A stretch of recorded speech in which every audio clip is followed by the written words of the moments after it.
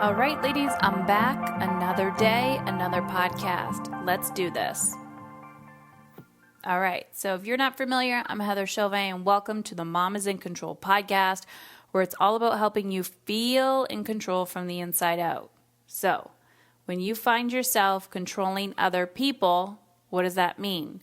Whether you're trying to control other people, or you're trying to control your food, or you're trying to control your workouts, or how clean your house is, or money, all of this fun stuff.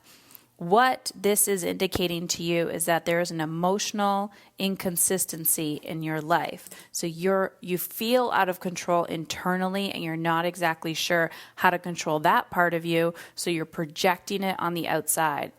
And if you've been listening to me for a little bit, you probably understand that children are our greatest teachers. They come into our lives to show us exactly where we need to grow.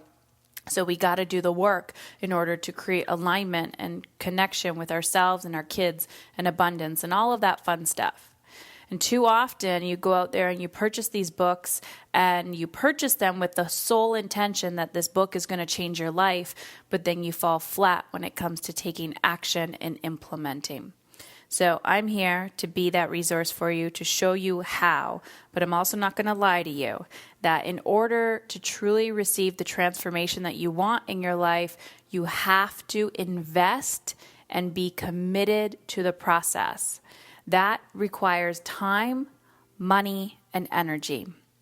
So you might be asking me, well, Heather, what if I don't have the time? What if I don't have the money? What if I don't have the energy? This is a mindset. When we come into the world, we have abundance. We're thinking abundance. We feel safe most of the time, constantly knowing somebody is going to provide for us, whether that's our mother or someone else. And then things happen to us where maybe there was a form of neglect, and it doesn't need to be intense neglect. It could just be a little neglect. But life happens to us. And then we end up going through our day thinking, or our day, our years, our months, our life, with evidence that has shown us there's not enough, there's not enough, there's not enough. So a lot of this process is unlearning. Our children come to us, our partners come to us, life opportunities come to us that show us where we need to grow. And we need to grow in spaces where we are uncomfortable.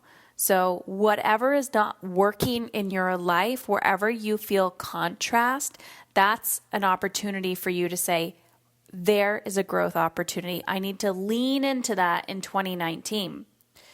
But what happens? People avoid, they procrastinate, they keep shoving it under the rug, they keep saying, I'm fine, I'm fine, I'm fine, when the truth is they're not fine, but their brain is trying to keep them safe. So if you have not followed me on Instagram, head on over to Instagram, check out Mom is in Control. What do you do? Subscribe, like, follow. I guess that's what you do on Instagram. You follow people. And if you have a question you'd like me to answer on the podcast or some feedback, I'm really loving and engaging in these conversations, then send me a direct message. I might not respond to all of your messages, but what I am doing is we are transferring all of your questions, and I'm kind of creating a calendar and then picking and choosing from there. So I do have one today from a listener, and I'm not going to give any shout outs to names because I want it to be anonymous. So I'm sure you're listening, and if you're listening, you're like, oh, that's my message. I sent that to Heather. So thank you, thank you, thank you. But before I get into that, I do have kind of an information session, a mastery information session coming up. I'm going to let you more details when I have that solidified and we have that ready to go for you. And that's just going to be talking about like how I can support you through my coaching process and program and how specifically that will work for you. Because oftentimes I find people don't know what coaching is, or they don't know how they can see results. Maybe they've noticed the testimonials on my website at heatherchauvin.com, but they're kind of disassociating of like, how can I get to become that person and get on the other side of the fence?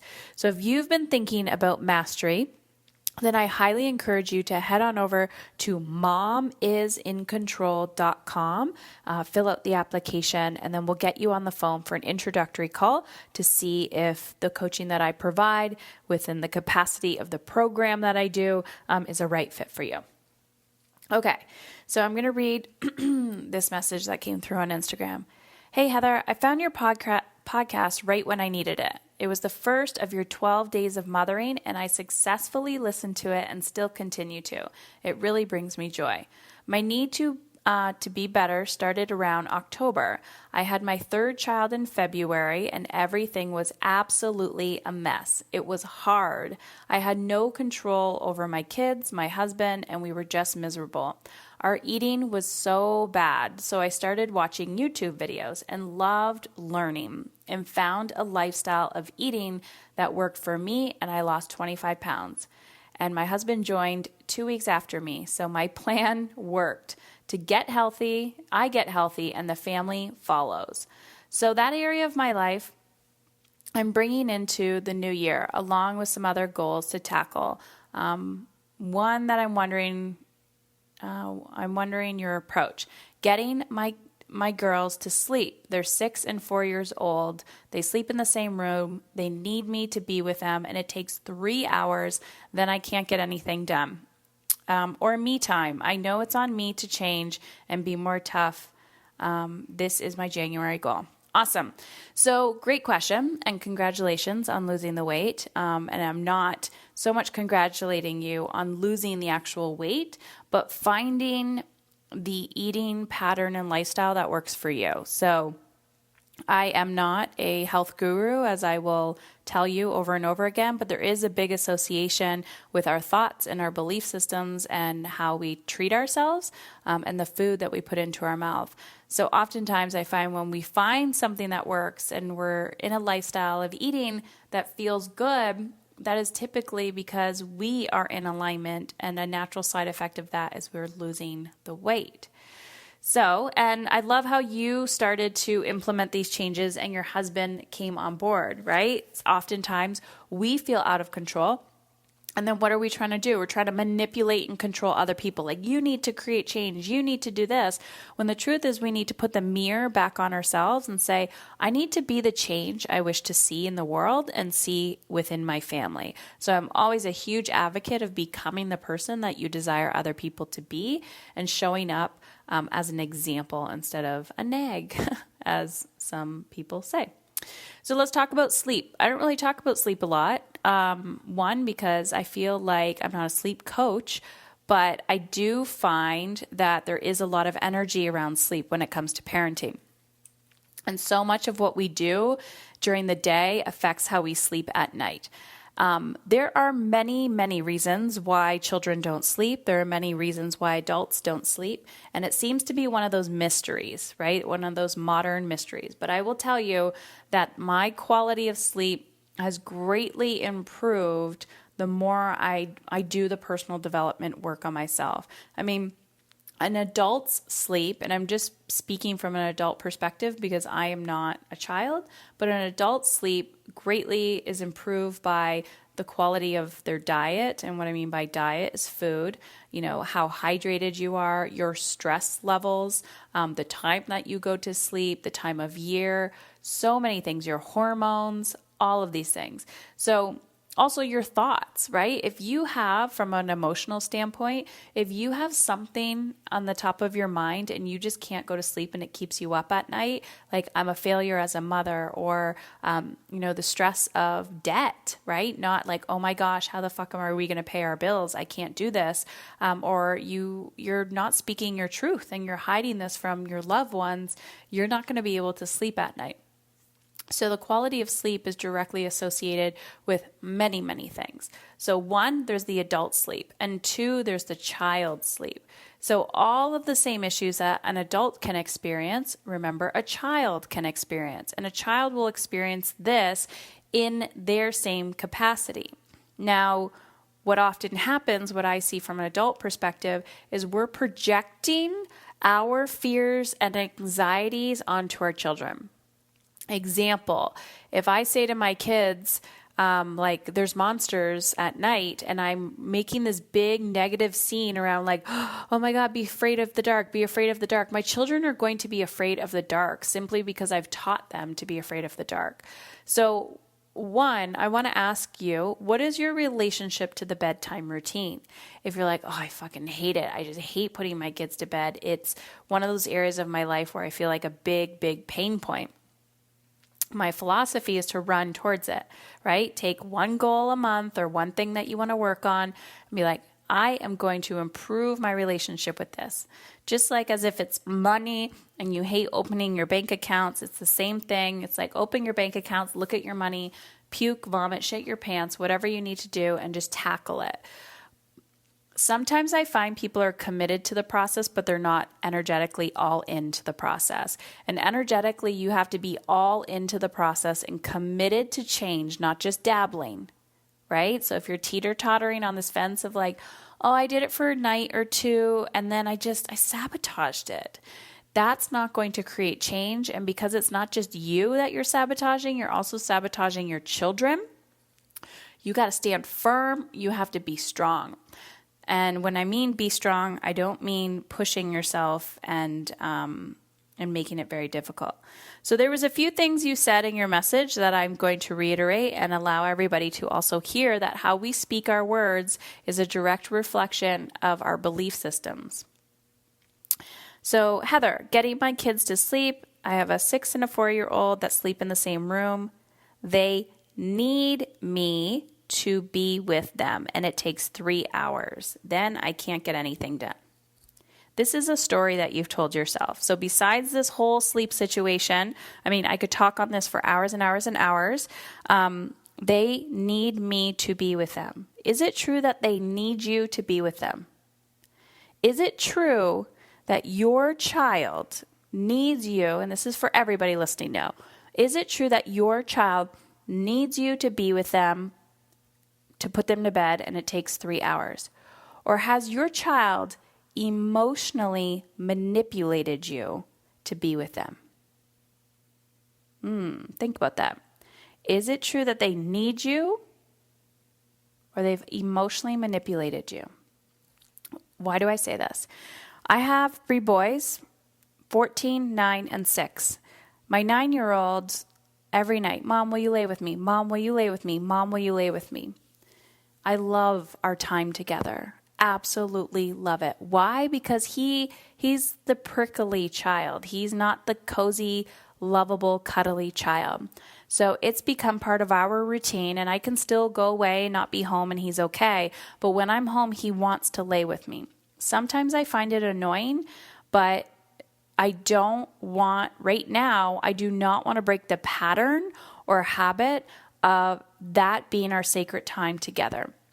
Now, that's where we are today on our bedtime journey, where I physically go to bed at like 8, 9 o'clock with him, and we lay, we talk, we cuddle, we have our time. And sometimes I'm there for 5 minutes. Sometimes I fall asleep with him. Sometimes I'm there for a half hour, and I'll get up and I'll say, all right, buddy, good night. And he'll play the game with me and say, no, I need you, I need you, I need you. The point is, this works for me.